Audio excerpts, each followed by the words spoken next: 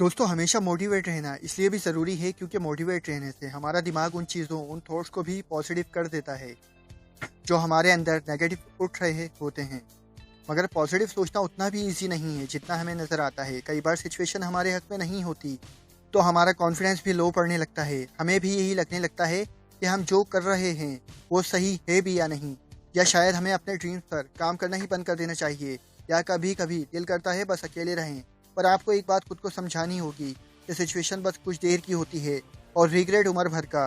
दोस्तों अगर आपने अभी अपने डर को फेस नहीं किया, आपने अपने इमोशंस पर काबू नहीं किया तो ये आप पर हावी होने लगेंगे और फिर चीज़ें आपके कंट्रोल से बाहर हो जाएंगी। तो आपको अपनी लाइफ के एक मोड़ पर जाकर यही लगेगा कि मुझे कुछ करना चाहिए था और खुद को यूं ही गिव अप करने से रोकना चाहिए था। देखो यार, सबसे पहले तो आपको ये बात समझनी ज़रूरी है कि सिचुएशन कभी भी आपकी फीलिंग्स को क्रिएट नहीं करती कि आप लो फील कर रहे हैं या कॉन्फिडेंट फील कर रहे हैं, बल्कि आपके थॉट्स उस सिचुएशन में कैसे हैं ये आपकी फीलिंग्स पर प्रेशर डालते हैं कि आपके साथ कैसा होना चाहिए। सिचुएशन चाहे कैसे भी हो, ये देखना ज़रूरी है कि उससे कैसे निकला जा सकता है। मतलब आप रोते रहोगे या सब कुछ छोड़ दोगे, तब तो आपको मालूम ही है कि आपके साथ क्या होगा। पर अगर आप अपने ड्रीम पर काम करना कंटिन्यू रखते हो, अगर आप उन लोगों को कुछ करके दिखाओ जो ये सोचते हैं कि आप कुछ नहीं कर सकते, तो वो हिल जाएंगे। जिसको वो कुछ नहीं समझते थे वो बहुत ही बड़ी चीज़ निकली। खुद का कॉन्फिडेंस किसी भी सिचुएशन में लो मत होने दो। अगर आपके कंट्रोल से चीज़ें बाहर जा रही हैं तो बस उसे वहीं छोड़ दो और बिना सोचे बाकी चीज़ों पर ध्यान लगाओ कि वो सिचुएशन और ज़्यादा बिगड़े नहीं और ना ही आपको हर्ट कर सके। इसके बाद ही आराम से आइज क्लोज करके बैठो और फील करो कि कौन से थॉट्स आपको सपोर्ट कर रहे हैं और कौन से आपके ऊपर हावी हो रहे हैं। फिर इन हावी होने वाले थॉट्स को अपने सपोर्टिव थॉट्स से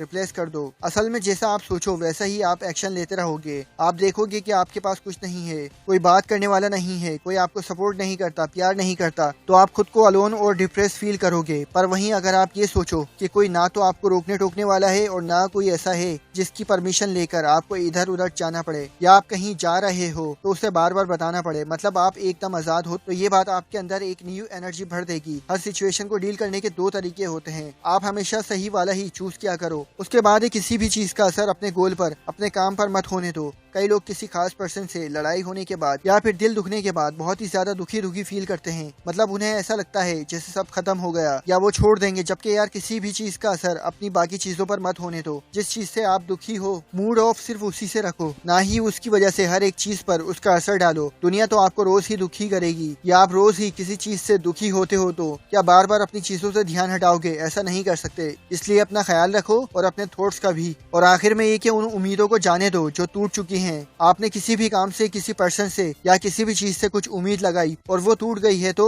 बस जाने दो, क्योंकि आप दोबारा ठीक तो नहीं कर पाओगे। और फिर अगर आप उसे सोचते रहोगे तो उसमें फंसे रहोगे तब तक जब तक आपको खुद में एक नई उम्मीद या दोबारा से किसी काम को करने का हौसला नहीं मिल जाता। तो जो हो चुका है उस पर नहीं, जो होने वाला है उस पर ध्यान दो ताकि आपकी खुशियाँ आपके साथ रहें। तो दोस्तों आई होप आपको ये बातें समझ आई होंगी, आपको ये वीडियो भी जरूर पसंद आई होगी। तो इस वीडियो को ज्यादा से ज्यादा लाइक एंड शेयर करना मत भूलिएगा। ऐसी ही बेस्ट इंस्पायरिंग बातों के लिए हमारे चैनल को सब्सक्राइब करके बेल नोटिफिकेशन पर जरूर प्रेस कीजिएगा ताकि हमारी हर नई आने वाली वीडियो आपको सबसे पहले मिल सके। तो अभी के लिए बस इतना ही, मिलते हैं फिर किसी नेक्स्ट वीडियो के साथ। Finally thanks for watching.